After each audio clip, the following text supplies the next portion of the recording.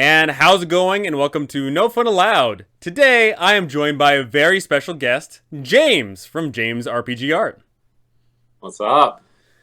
Thank you so much for joining me today, because I am, of course, a fan of your art. And spoiler alert, I'm not the only fan of your art. You've got a small gathering, a small little, crowd of people that are enjoying what you're putting out there.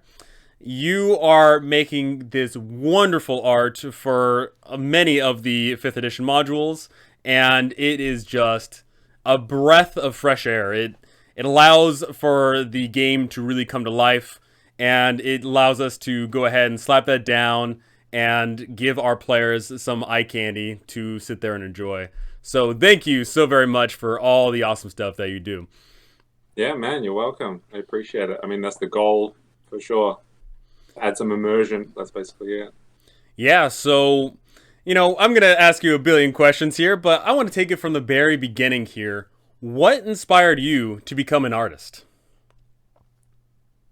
That's deep. We're going deep. Absolutely, we are. To start off with, yeah.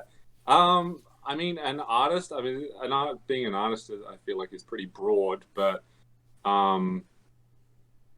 I guess what first got me into wanting to produce like physical art forms and stuff like that was, I mean, video games when I was a teenager and a kid.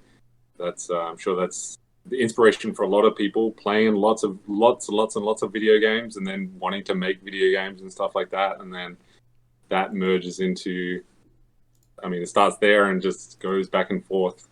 But yeah, I mean, that I think I was always a huge fan of Blizzard and their all the amazing and awesome storytelling in their cutscenes. Like specifically, I was a huge fan of Diablo 2, and the cutscenes in that just added so much to the story and the feeling of that game. I don't know if you're familiar, but Of course, yeah. But yeah, I mean, those kind of things inspired me to want to make video games, and then wanted to make, going into film and stuff like that afterwards. But yeah, I mean, I think, I mean, art manifests in so many different versions, right? For different people, and I think everybody has some sort of version of an artist in themselves. So I'll tell you what, give me some crayons and I can make you one heck of a turkey, all right? Yeah. That's the kind of artist I am. Well, there you go. So how long have you been doing it then? Sounds like you've been inspired from a very early age. Well, I mean, I guess, as I said, kind of in different forms for a long time. I guess I started. I went to film school after high school, and I did a couple of years there, mostly mucking around and learning different stuff. And then I did a multimedia kind of course at university, which was 3 years. This is all in Australia. That's where I'm from. I live in Vancouver now. But yeah, so I did the multimedia stuff, which was kind of let you explore lots of different mediums of making stuff. So I did 3D art, I did visual effects, I did animation, I did actual painting and stuff like that as well. So that kind of led me into getting into 3D and that kind of visual effects. And then after that, I worked on I think two like small budget movies in Australia doing actual visual effects. And then that led me to, because I'm from Perth, Australia, and the film industry there is teeny tiny, and I wanted to do that, so I moved to Vancouver. Whereas the film industry here is, I don't know, it's like the Hollywood of Canada, basically. For sure. Huge. A lot of constantly. people don't know, but a ton of American shows, American, of course, I say U.S. shows, are filmed in Canada. Like, a lot of Yeah. people don't Uh, think about that. Because, of course, whenever Canadians are doing any of these shows, they, of course, put on a U.S. accent. But yeah. Well, it's a running joke that Vancouver never plays itself. Like the city of Vancouver is always posing as some other American city. Um, but I guess it does a good job of that. But yeah, so the industry here is huge. So I got a job. I moved here, got jobs working for different studios doing visual effects stuff, and learned a lot about that. And I was I kind of came to the conclusion after doing that for 5 or 6 years here, that that job is more once you get to a certain point, you're more of a technician than you are an artist. And I knew that I wanted to be an artist, like, being able to think creatively and come up with my own ideas and stuff like that. And that is where I get fulfillment. Um, and yeah, and working for a studio, and especially on big projects and stuff like that, big movies, you're much more of just a technician. Someone is giving you, hey, you're going to do this thing on this shot, and you have a little bit of creative freedom, but it's mostly you're just, you're doing the work. And that was great for a long time. Learning all the technical stuff, and that's really fulfilling in and of itself. But the after a while, just for me, but um, I'm sure a lot of people can relate. The artistry of that kind of fades away somewhat, and you kind of need, and that's where D&D came in for me for a long time as well. That's was my artistic output, and especially DMing for most of that time was coming up with stories, and being able to homebrew stuff and write my own stories, and then weave all the characters and stuff was like and still is a huge creative outlet. And I guess that's why so many people were yeah, relating to it now. so that's Um, something I wanted to go into is how does yeah. D&D fit in all of this? So it sounds like you've been DMing, but I assume the chicken came before the egg, right? Were you a player in a Um, game, or have you been DMing since the beginning? Actually, well, I kind of I started I started DMing in Australia basically by forcing my friends to come over and sit down and try and play D&D with me. And I started with fourth edition, which it took me so long to even understand what D&D was. But I had seen some film or short film or something that had D&D in it, and the characters were playing it, and I thought, and I had always heard about it, and I thought that seems so cool. And being such a huge fan of um, role playing games in video games, like Baldur's Gate and all that kind of stuff, um, I finally understood that that's kind of where those video games came from, was from D&D.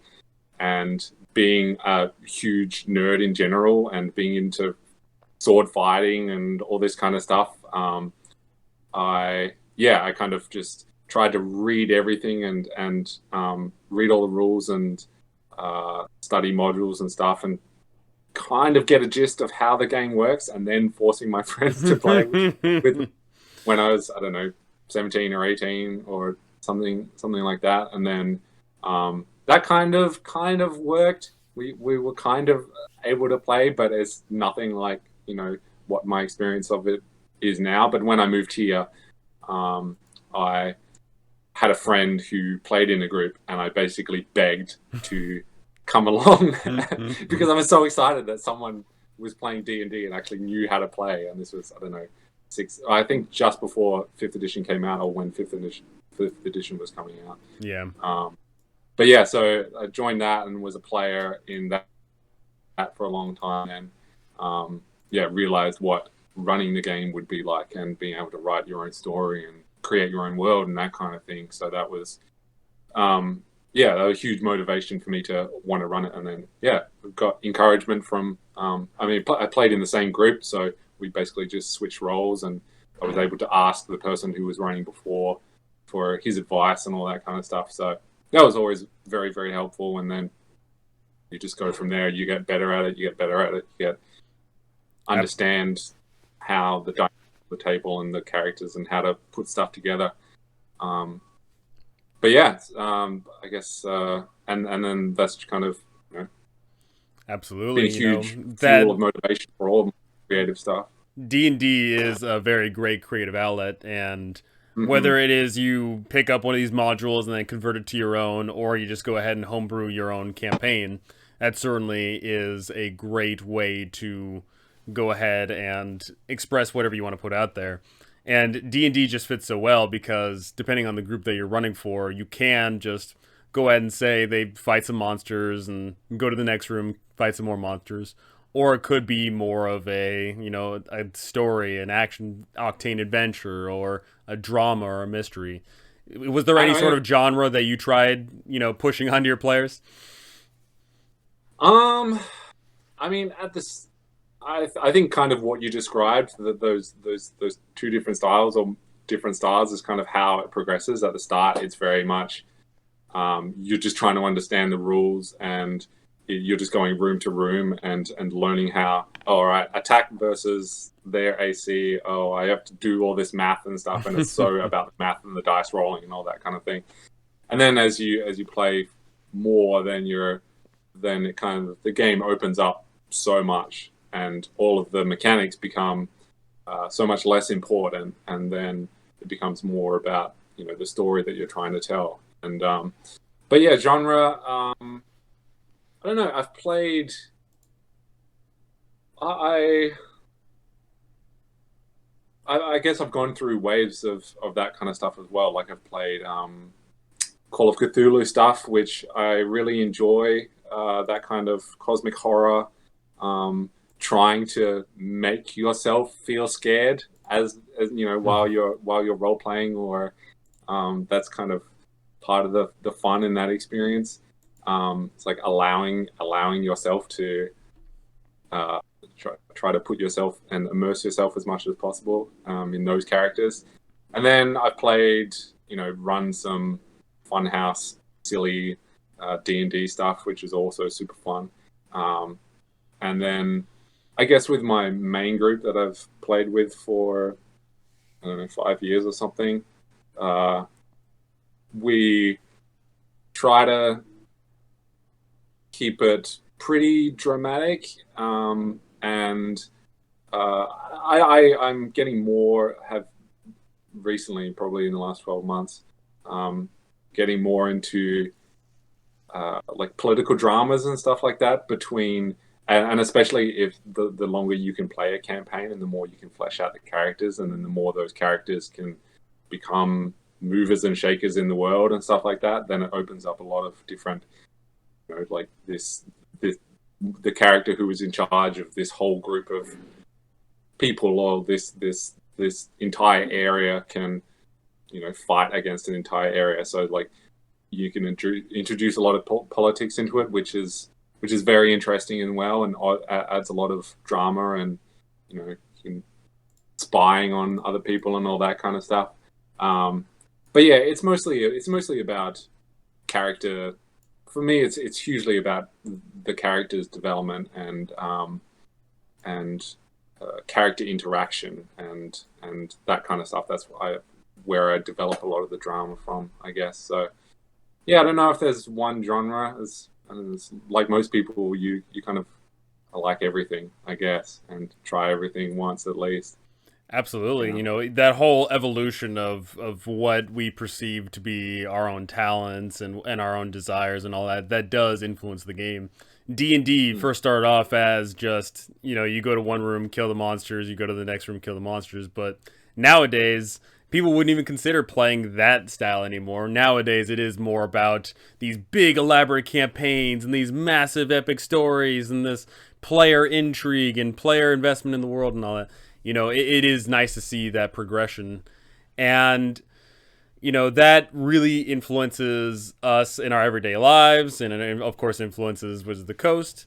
And something I wanted to hop into here is, at some point down the road here, you were DMing all these modules and having a grand old time, and then at some point you decided to draw a piece of art for your campaign. What influenced that decision to do that? Yeah, so I guess the story behind that is that the way that the visual effects industry works here is that you're, well, at least I chose to take the summers off basically, because a lot of projects would film during the summertime, and then all the visual effects would be, start in the autumn and go until spring, all the way through winter, and then the movie would come out in the summer or something like that. So that's a very common timeline for stuff. So you're generally, so therefore you're able, if you choose, which I always did, to take 3 months off in the summertime here, which was always amazing and gave me the opportunity, especially because my first couple of years being in Vancouver in Canada, it gave me the opportunity to explore so many different places and whatnot, but also the opportunity to I always tried to learn a new skill during that time, make it worthwhile. And one of those years, I had always wanted to draw. Basically, I'd always be jealous of. Well, not so much. Well, yes, I guess jealous of people who could draw. I mean, most people who can't draw or don't have a skill, there's like, oh, I can't play an instrument and that kind of stuff. But yeah, so I always wanted to draw. Always idolized people who could draw, artists and graphic artists and concept artists, and yeah. So I just said to myself, all right, this summertime, that's what I'm going to do. So I started with just figure drawing. I would found like free classes, online websites where you could just do figure drawing.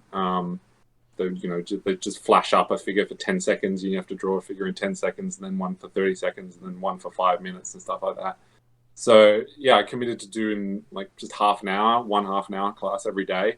And I was so surprised at how much better I got so quickly. That was enough to inspire me to keep doing it. And then after that, I was inspired to draw my friends' characters, like a lot of people, or draw my own characters, and then my friends' characters and stuff like that in our games. And by that time, I think I was running, maybe had just started running Curse of Strahd. So I thought, oh, this is an amazing opportunity to draw my friends' characters. So I did that, and then as Curse of Strahd took a year and a half or something to play through, I started getting into doing the concept art. And because in the module Curse of Strahd, there's a lot of great artwork in general. Oh yeah. There's always a lot of great like busts of characters, artwork for the characters and the NPCs and stuff like that. There's not a huge amount, and this goes for all and most of the modules. There's not a huge amount of location artwork, and the maps. I mean, there's always a huge amount of maps, but the maps do a really good job of laying out the rooms and stuff like that. But sometimes it's, even for myself, but especially if you're just trying to explain it to someone. And I found this as a player, and that's maybe one of the other things that inspired me to do it, that I would always, but not always, but sometimes, struggle with understanding what they're trying to describe to me, or visualizing really what they're describing. And I always found it kind of, it pulled me out of the immersion, because I'm always trying to immerse myself in the game as much as possible. But it pulled me out if I'm, I have to ask the DM, oh, what exactly was that thing, or is that thing there? Can my character interact with whatever specific thing in that environment? just because I didn't fully understand what I was picturing. So yeah, so I think I started with uh, um, Van Richten's Tower. That was maybe one of the first ones, or the first one that I did, because the characters were coming up to that point. So I thought, oh, this is a great opportunity to do that and then be able to show them. Um, yeah, so I did that, and then I did another one afterwards. I think the second one was Solenka Pass, going up the mountain to the Amber Temple. Um, and yeah, I did that and showed that to them, and they appreciated it and enjoyed it. And I think it made the sessions just a little bit noticeably better, at least for me, just showing it to them. So yeah, and then I think only did those two for quite a short amount of time. Sorry, I did them, yeah, close together, but then I didn't do any for a while after Mm-hmm. that. And then I felt inspired to. I was bored at work one time, and I thought, maybe I can add some visual effects to this artwork that I've done. So I did that, and then um, some people at my work were looking over my shoulder and was like, "Oh, hey, that looks cool," and I thought so as well. So I posted it on Reddit, and thought people might appreciate it and be able to use them in the same way that I use them for my players. Yeah, I And remember when that came out because all of us saw that Solenka Pass one, and we get that image in the book, and that's perfectly fine seeing it. But seeing the rocks right there and seeing the fire drifting around, like, that makes you feel so in the moment, and mm, it shows off the bitter cold of the area, and it does do a really great job of immersing you in that world. yeah, Yeah, yeah. I mean, I love that's it. exactly the idea, and I thought it was awesome that other people could, at least get a little bit of that same experience that I got with my players, and yeah, that was hugely fulfilling that I could help in some small way to add something to people's games. Um, and and yeah, so I posted those two originally, and then um, I was basically for I don't know 12 months or something like that trying to figure out some project to do with artwork in general, and I because I think at that point I was getting bored with my job, my day job, and it was becoming less and less fulfilling as I just more and more felt like the technician, as I was saying. But yeah, so for the longest time I was trying to figure something out. But I was just making artwork at, for myself, but also trying to figure out how to actually have a specific, like, make it for something instead of just painting my friends' players and stuff like that. And then I don't know. I was on a drive somewhere and suddenly had an idea. Hey, just do more of these Curse of Strahd things, and and just see if you could do all the locations. And like, as you know, I don't know if I think there was 20 or 25 major locations, and after doing two and how long that took, then I thought, oh, 25, that'll take a long time. So it's a fair goal, I guess. Um, and then one of my friends just said, "Oh, hey, why don't you make a Patreon and put them on there?" I was like, "All right, that's a fair idea." So yeah, I did that and then started posting them to Reddit and tried to do them as consistently as I could. I think at the start I was doing one a month, or in the evenings and weekends and stuff like that, one or two a month.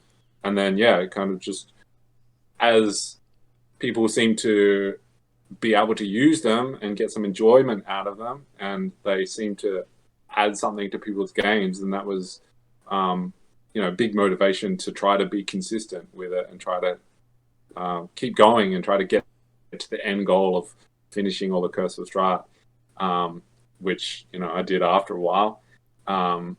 But yeah, and then um, it was that huge understanding that I get the fulfillment of being completely in control of my own artwork, and being able to, I get to sit down and generate all these ideas of what I want it to look like, and I read the description, and it's like, what do I feel? What does it feel like to be there, and how do I communicate that through this image, and as much as possible just through this one visual kind of thing. And that was always fun, and it's kind of problem solving, but also the art idea generation at the same time. So yeah, hugely fulfilling compared to what my day job was. So that was, I mean, always the main inspiration of making more, I guess. But yeah, and then as I said, people enjoying it as well is huge. But yeah, since then it's just keep going, just keep doing it, and I continue to enjoy it. I continue to enjoy the process of making the artwork and coming up with the ideas and stuff like that. So yeah, I'm gonna keep doing it for as long as it stays interesting, I think. Well, I'll tell you what. As long as you keep doing the same quality of what you're doing, people are going to be interested forever.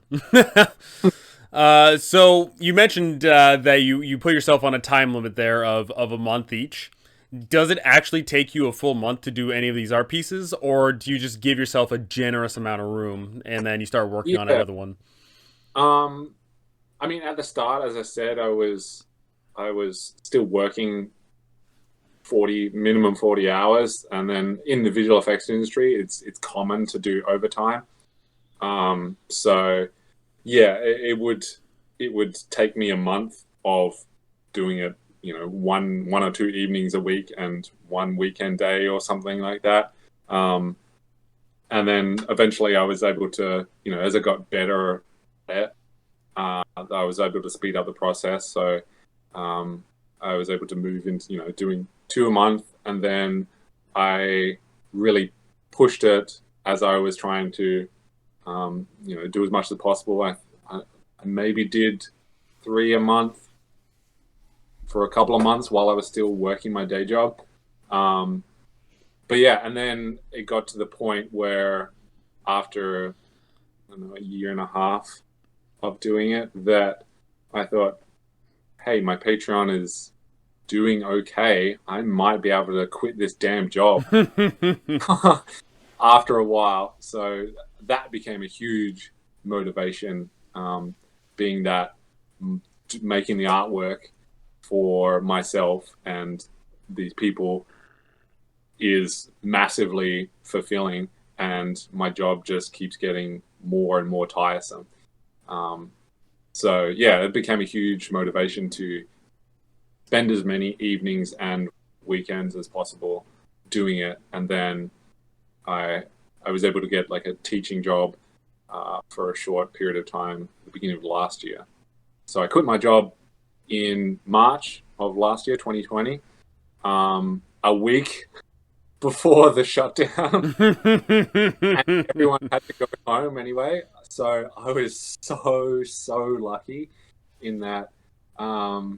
Yeah, January, February, I had I was working 3 jobs essentially in that time, and including the Patreon artwork, and then was able to quit my job in March, and then yeah, like a week or 10 days later, the office closed. I was like, oh my god, I'm so lucky. But yeah, and then everything went online, and but yeah, nowadays it takes me, I don't know, because I've done so many, and I'm so familiar with the process, and I can oftentimes just switch off now, and especially when I'm just painting, it just becomes, I can just kind of switch off and listen to a podcast or watch something and paint, and it takes me, yeah, a small amount of days during the week, like 20 hours or 20 hours or something. So I'm able to do 1 a week basically now. But yeah, at the start, it's as we were saying, before we started recording, that at the start you always kind of suck, and things always take way longer. But after you do it a bunch of times, then it just becomes so much easier and so much more efficient, and yeah, you can. Uh, I mean, as well, but the fulfillment stays the same, so it's kind of yeah, it's kind of nice. That I But mean, that is a very important ordeal because there's a lot of people that try and strive to do something and they think they want it, but then after a certain amount of time they realize that that's not what they want, and that's what it sounded like, of course, with your previous job. But nowadays, it sounds like you're having a fun time with what you're doing, and that is awesome to hear. Like yeah, it's no, awesome for to be sure. passionate about what you love. I agree. And since I found the thing at the moment, I mean, when I moved here, I was so happy to get that job, and I felt like I was getting paid to learn because I sucked at what I did. Um, that I, by working in the environment, working in the team and stuff, I was so happy that even though my pay was so small, I was like, oh, I'm really getting paid to just learn here and be here and have this experience. Um, but then after a while, with that, it just, I understood after I got to a level of I know exactly what I'm doing. I know how this works. There's not much more to learn from this experience. Then it just became okay. Like, well, what's next? Am I going to keep learning? Doesn't seem like it. And that's the huge thing. I think every time I do a new art piece now, uh, I still have that same. It still feels like the first one that I did, which is kind of astounding in a way that I haven't really had a huge fade off of. I'm learning every time I do a new thing, um, so I don't fully understand that yet. I don't think. I think it's along the lines of success is not a standing stone. It is, a moving goalpost, and you're constantly chasing after that horizon. I think Yeah, that yeah, as an artist, if you do sit down and see, oh, there's nowhere to improve, that might mean you fall behind and not innovate yourself and not push yourself further. And maybe that is, what drives many people to do what they love because they know there's something more to be getting out of it, right? yeah, and yeah. And once you find something that is like that, as I was saying, I think that's why D&D is so appealing for so many people because it's essentially free, and I mean it takes some organization. I mean nowadays you can do it by yourself, which I actually have been doing, um, experimenting with, which has been fun as well. And yeah, it's this huge creative outlet that a lot of people I think don't get in their daily lives or especially their jobs. They're not, and a lot of people say like, well, I think even you said before, I'm not just because you can't draw or I'm not an artist. I think uh, everybody's version of art manifests in a different way, whether they're doing business or whether they're in the medical field or whether they're an actual visual artist in some way. Um, I think they're all manifesting their own version of art, um, and but I also think that yeah, being able to constantly learn and progress is one of those huge things that you need to feel that fulfillment, and a lot of jobs don't provide that, but I think D&D is always going to provide that. As long as you keep playing, basically, you're going to get better at it, and especially if you're running a game, then the story progresses and the characters progress, and there's all these things we were saying that get deeper and more richer as you continue to play in a story. Yeah, it's an easy and huge outlet for that necessary feeling. I think that a lot of people Absolutely. miss out on. You know, But yeah, where so happy. where we take our inspiration from and what motivates us is truly what makes us, make the art we make come to life. Like you said, it doesn't have to be drawing art. It could be whatever passions that we have and whatever you put into your business. So, do you have any inspiration that you draw upon? Is there any artist that you look at and try and emulate? Is there any sort of, visual entertainment that you try and emulate? Yeah, for sure. I mean, this guy here, this is my favorite artist, Jacob Rosowski. He he has done a bunch of different art for. Well, actually, I think how he's made his artwork is that he's basically created his own world through his concept art, and then uh, board game. There's been a board game called Scythe that has been based. I think the Yes. board game was based on his artwork, not Yes. vice versa. And then the video game more recently, which I haven't played, is that called Scythe as well, or No, it's based there was a Iron Harvest. Iron Harvest? Yeah. Yes, yes, yes. So that is also based on his artwork. So he has for a long time been a huge um, influence of mine and inspiration, and as you can probably tell, and I love the atmosphere and the storytelling that he puts into his images. They're always so immersive and so rich, and especially with the Curse of Strahd stuff, I think that stuff of mine is very heavily influenced from his artwork, and like just the atmosphere is very similar to a lot of his stuff, like all of his werewolf uh, werewolf artwork and that kind of stuff is yeah, gave me a lot of inspiration for the tone and the color palette and that kind of stuff.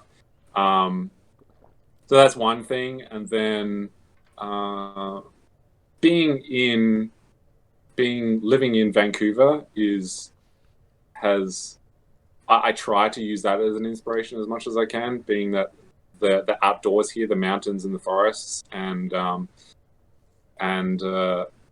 yeah, I'm a big fan of hiking and outdoor and camping and more recently fishing and stuff. So getting outdoors is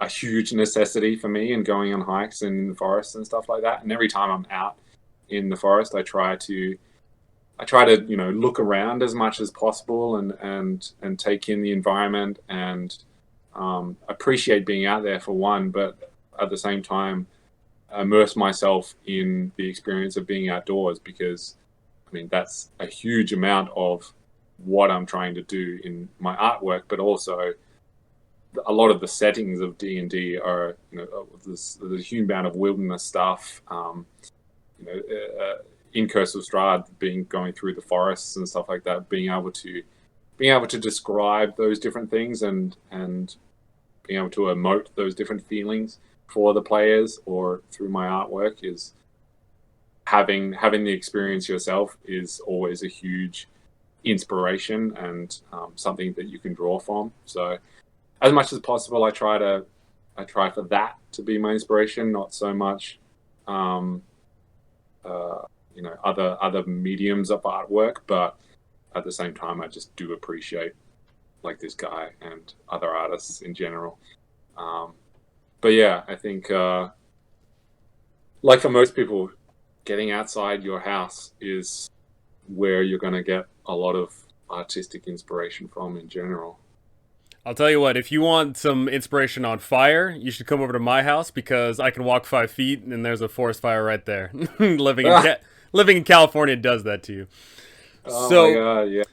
So, you transitioned. It sounds like you've had a nice little swinging career, nothing too crazy, but, transitioning to being a full time artist, what exactly is there things that come with that you weren't expecting? Did you go in fully knowing what you were about to do? No, I mean, when I started, so as I said, my friends suggested I make a Patreon, which was not on my radar at all, as a place to put my artwork.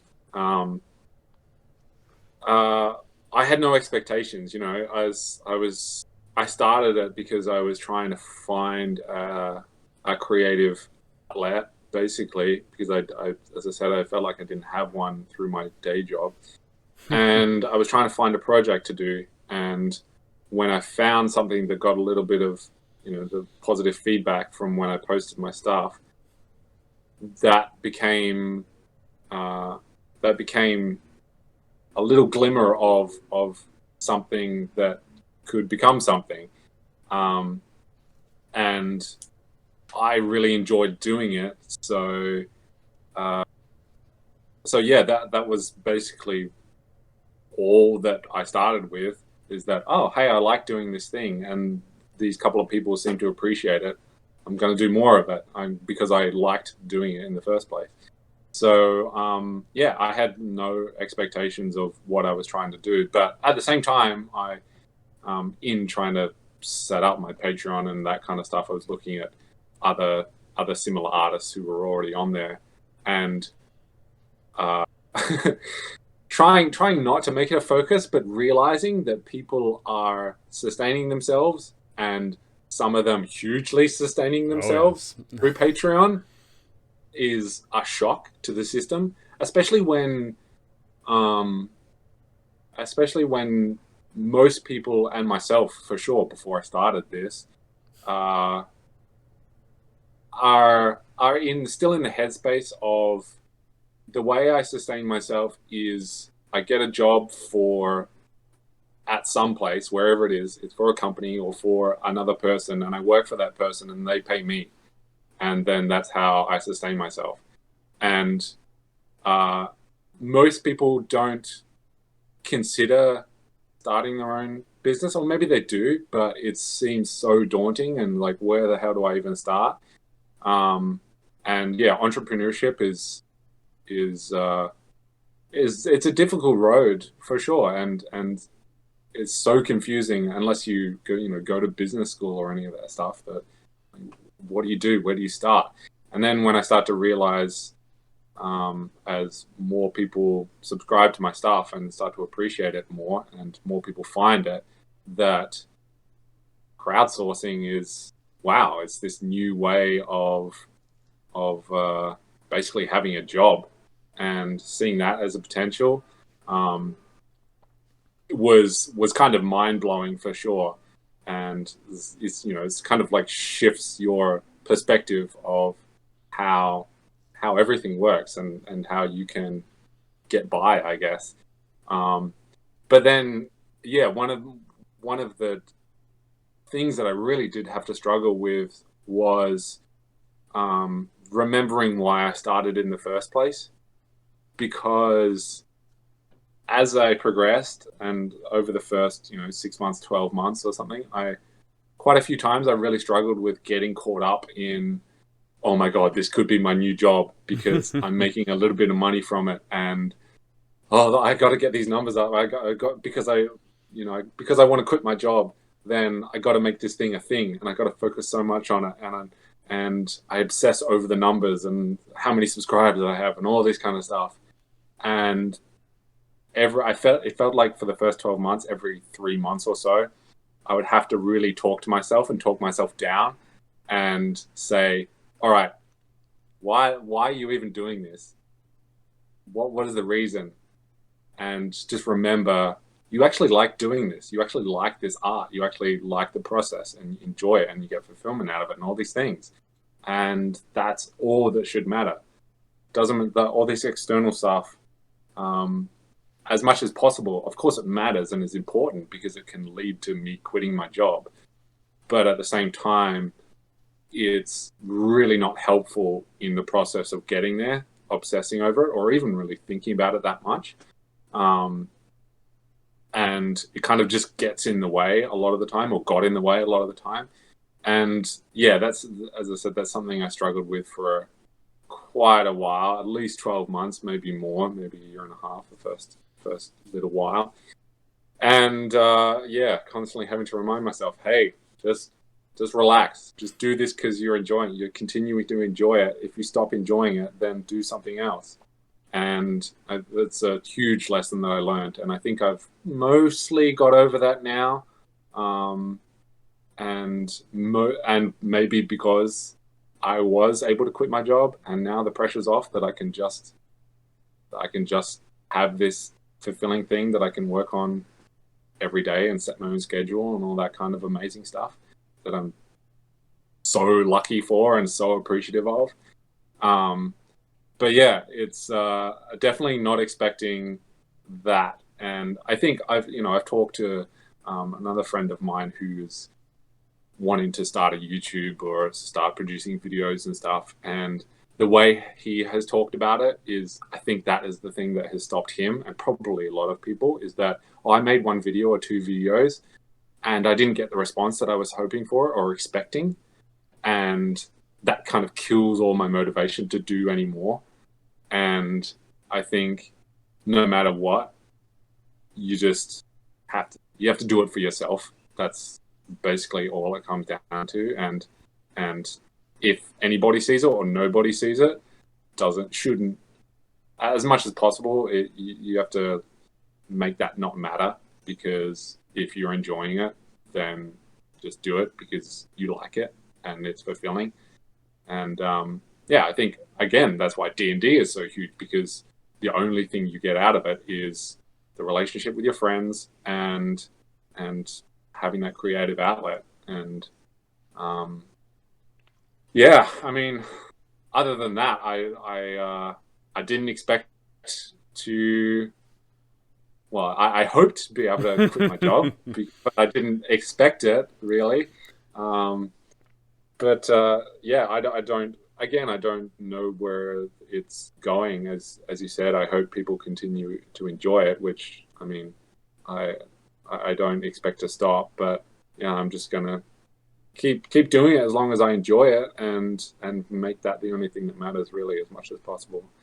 Yeah. Absolutely. You are not the typical struggling artist. That there is that common motif of everyone's starving, but as you said before, you do have to humble yourself. You do have to say, hey, I cannot look at the numbers all day long. That is something that every YouTuber goes through at some point. That is something every artist goes through at some point. It's something that everyone goes through at some point with something. You're gonna suck at first. You're not gonna get the recognition you feel like you deserve. But that's okay, because as long as you're doing it for you, that's all that should matter.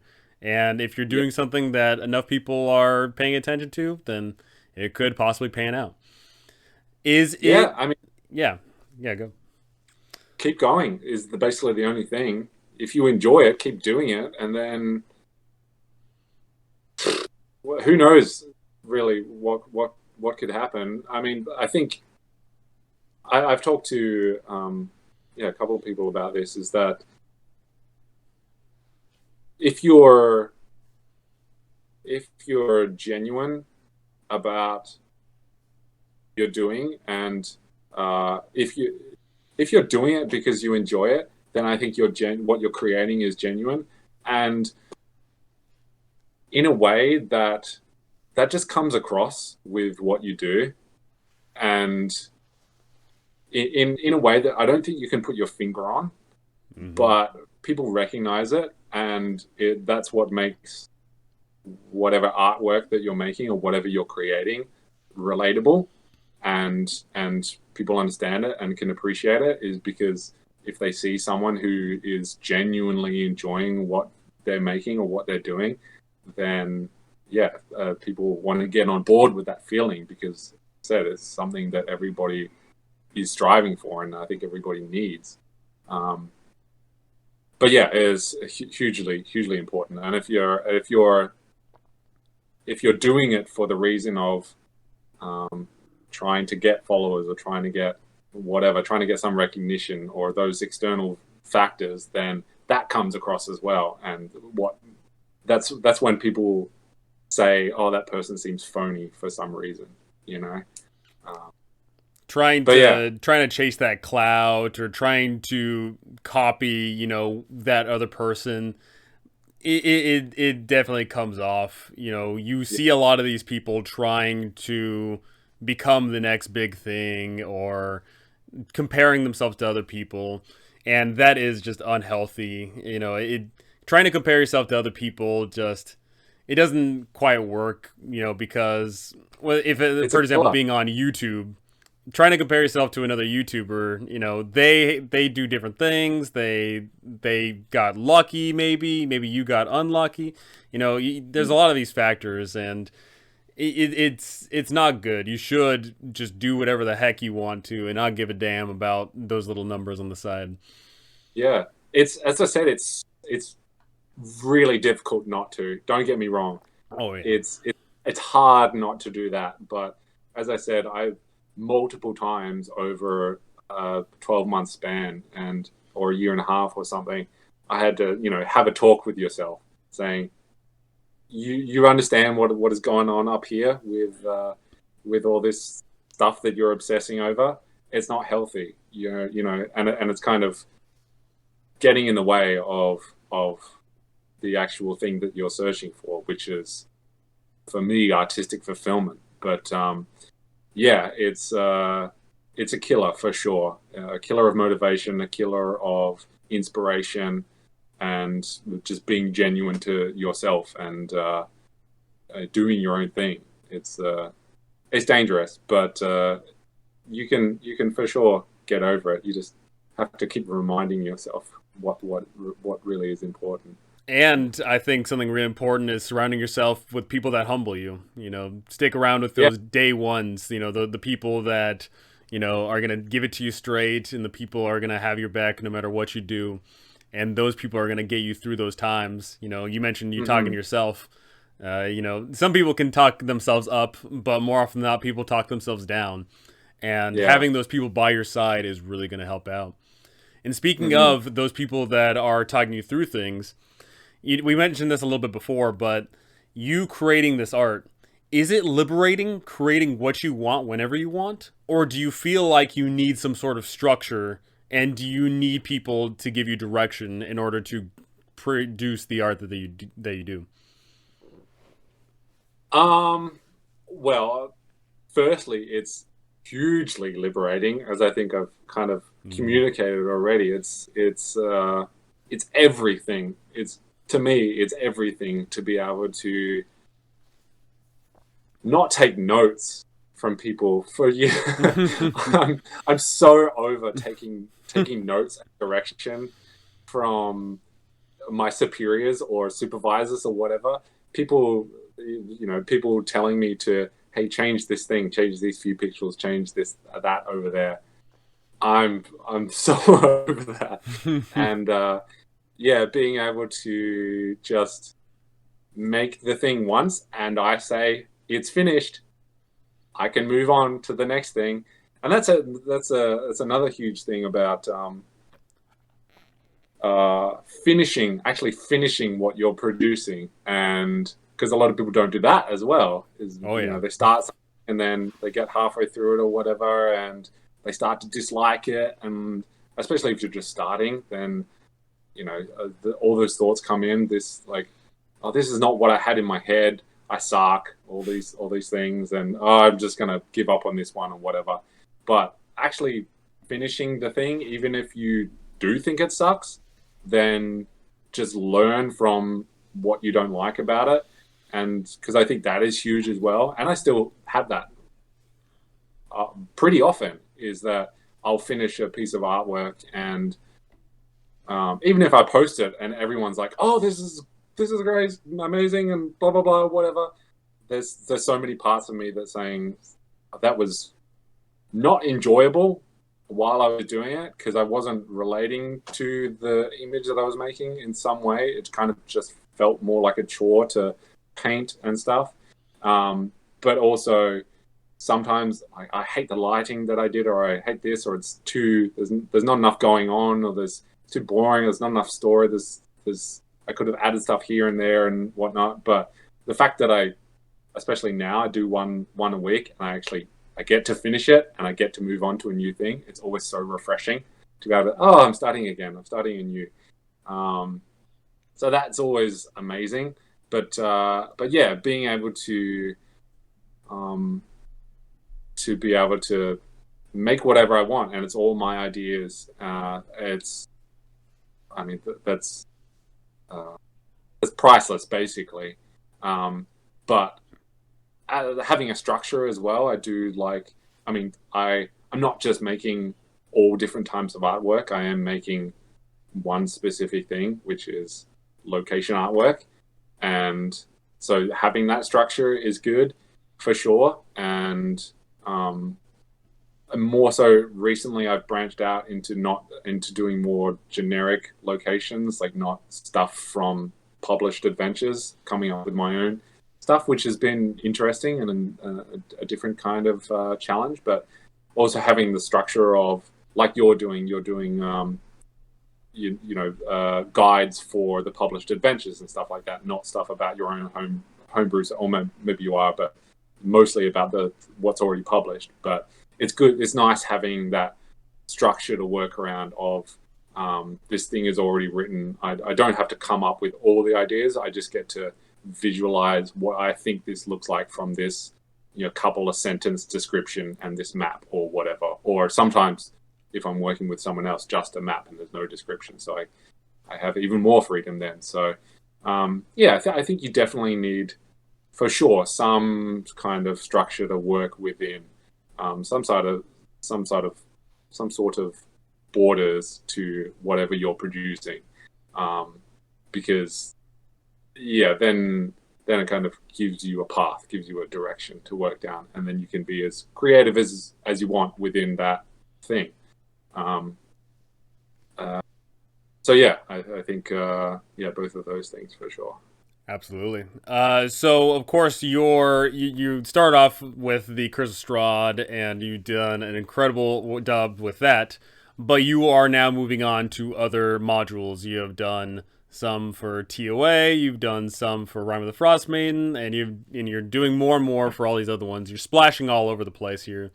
So, are you creating artwork of things that you personally run, or are you just starting to go ahead and just grab these books and just thumbing through and seeing cool things that you want to draw art of? I always for sure ask for suggestions from whoever, mostly my patrons, but so I get a lot of suggestions from them, and then I kind of just pay attention to the D&D society at large, I guess, and seeing what is popular at the moment. And I guess at the moment, the Rime of the Frost Maiden is getting some steam for sure, which is great. I've read most of that, and I will hopefully play it at some point. For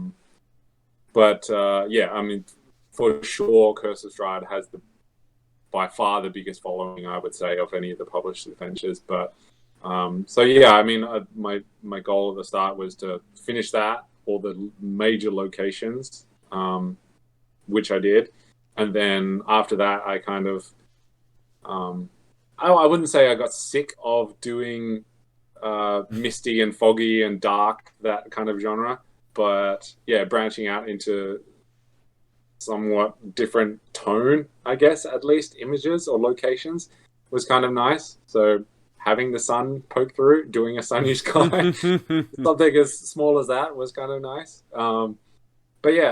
Then nowadays I'm enjoying kind of going back and forth between the different genres and the different settings and stuff like that. And every month I do have a poll on my Patreon to see what people want, and then I get suggestions from them because I don't really know. I could just thumb through sometimes, and that looks interesting, I'll do that. Which sometimes I do, but mostly I get suggestions from people because really I don't care what location I'm doing. Mostly I like doing it all because I like all of D&D, and it mostly all gives me the same satisfaction of, what would I feel like if I was standing in this place with my armor on and my sword and shield and stuff like that? What would it feel like to me, and how do I communicate that through this picture? And then, as I said, nowadays, more so recently, doing the more, like I did just a generic dragon's lair and a couple of a forest campsite and stuff like that, which were kind of more interesting in a different way. But for sure, the Icewind Dale stuff, or the frosty stuff, has been really cool. It's always nice my girlfriend and I both work at home, and when she comes up behind me and says, "Oh, that image, it looks so cold." Yes, exactly. That was the point. And hopefully you But should have some inspiration, considering it gets a little cold up there. yeah, Just a yeah, it's little. winter. I mean, just mostly raining, just raining and dreary. But yeah, it's definitely snow sometimes. But So, yeah, for sure, for sure. As I said, inspiration of the outside. Yes, for sure. absolutely. So I've also noticed that you're doing a lot of collaborations with a lot of people in regards of making little pieces of art and, of course, these little maps. How are you digging all that? That's always super fun as well. Um, as much as I really like working on my own and having it all be mine, um, working with someone else and having that back and forth. I mean, it's kind of like this conversation, right? If I was talking to myself, it wouldn't be as interesting. But yeah, working with someone else and having the idea generation together and stuff like that, and showing each other the progress and stuff like that is always fulfilling. And more recently, I've done, which I haven't posted yet, but uh, I found a YouTuber who's making a show, a D&D show that I was enjoying watching. So I just contacted them and saying, "Hey, can I make something for you? Because I like your show." Um, so I was really motivated and inspired to do that.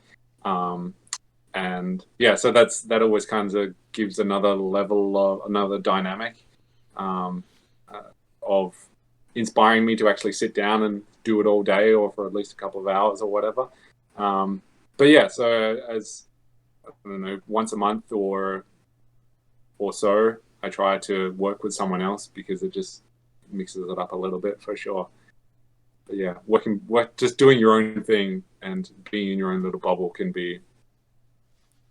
get again tiresome or boring sometimes. Well, especially the whole talking to yourself thing, that makes you look Yeah, crazy. So, you I mean, I you do. While got to I'm temper working, that by.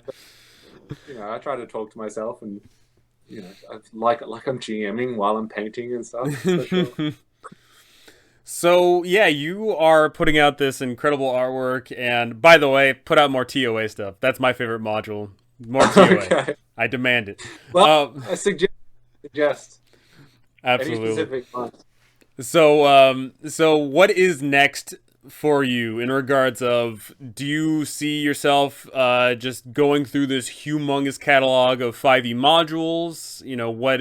What is your plan there? I don't know. I've thought about. Um, yeah, I mean, there's a lot of content, so I for sure A could do lot. that, and they're going to keep making content as well, so it's always going to be there. Um, yeah, I don't know. I'm curious myself to see how what I do evolves because I mean I don't expect for me to do this forever. Like my last career, I guess. I do for a certain period of time and then get bored of it, and that evolves into something else. I mean, I think I'll always, after, especially now, consider myself an artist in some shape or form, however that will manifest. Um, but yeah, I don't know. At the moment, I'm kind of just plugging along, and I've definitely had different ideas of things that I would like to make or different projects that I would like to do with the kind of art that I make. If that's in the form of um, video game or something like that, but it's definitely going to take a lot more planning and a lot more time.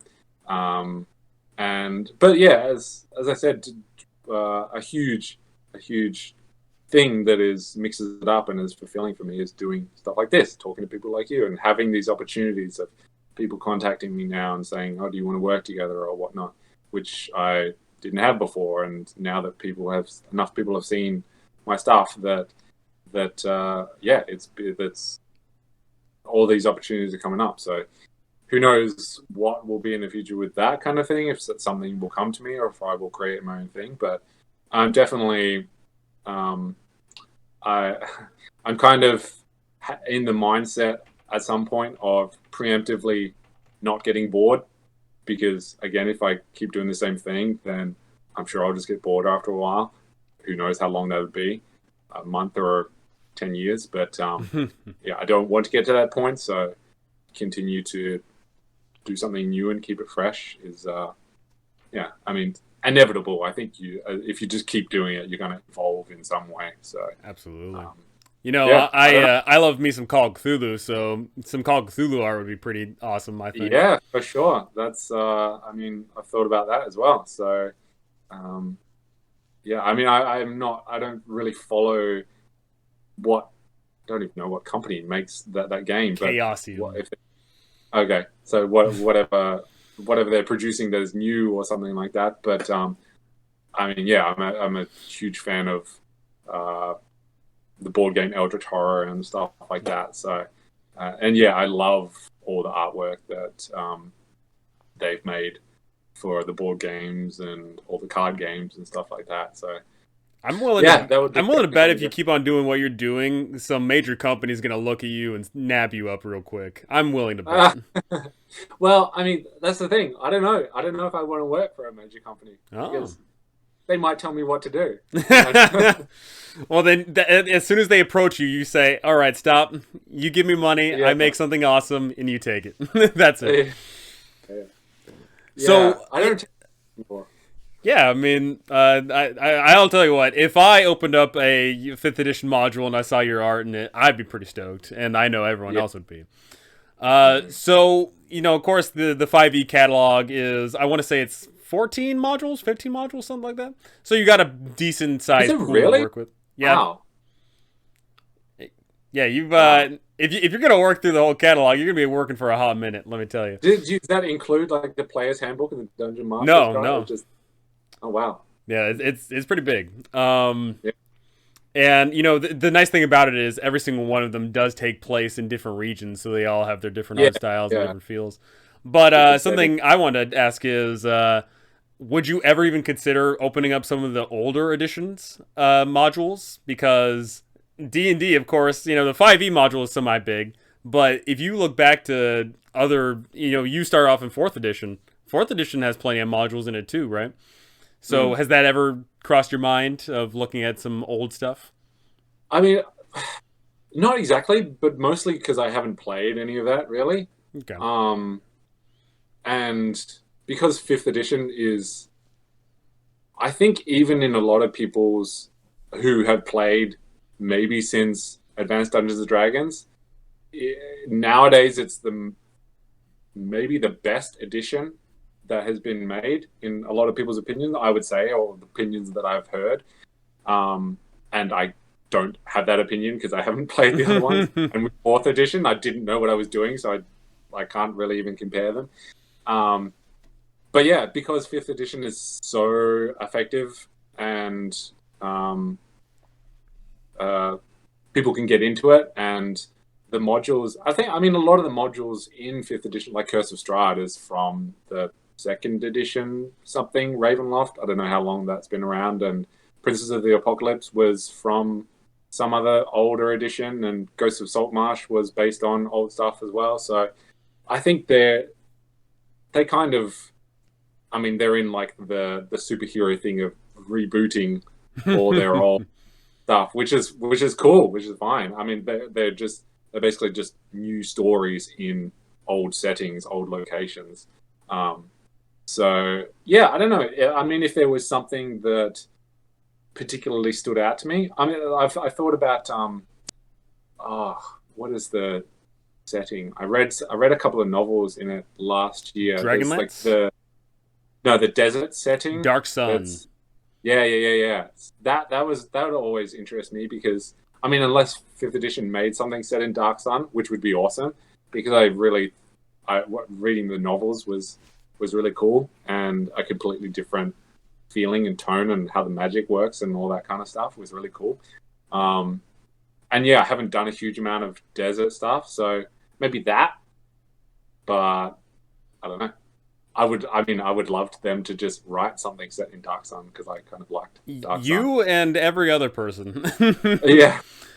Yeah, everyone wants to see some Dark Sun, some Dragonlance, some Spelljammer. A lot of people want to see all these fun settings that were in older Yeah, editions and brought to life. yeah, yeah. And speaking of, yeah, so what do you want to see next from D&D in regards of, do you want them to hit just more themed modules and that take place in a certain pocket of the world, or do you want to see more setting locations? Do you want to, like, what do you want from D&D? What do I want? I